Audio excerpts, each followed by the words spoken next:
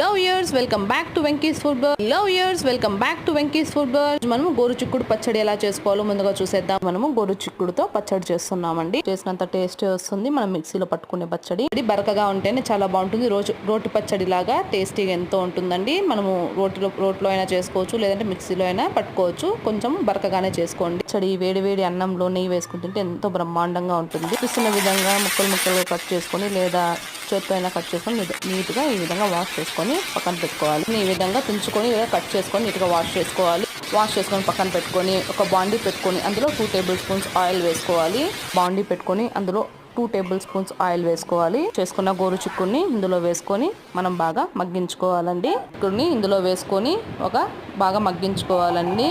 ఒక 8 నుంచి 10 నిమిషాలు బాగా మగ్గాలి. కొద్దిగా ఇందులోకి రుచికి తగినంత సాల్ట్ వేసుకోవాలి. అలానే చిటికెడు పసుపు వేసుకోవాలి. ఎంతో ఈజీ అయిన పచ్చడి అండి. ఎంతో తక్కువ